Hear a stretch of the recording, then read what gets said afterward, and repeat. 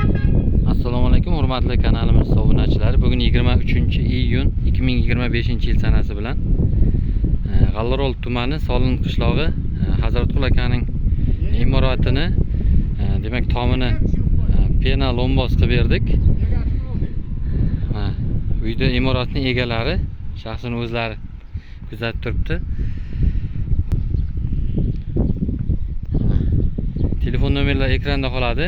Pena lombos xizmati bo'yicha murojaat qilsalaringiz tez fursatda qilib beramiz. Demak 5 soatda mana shunday holatga keltirildi.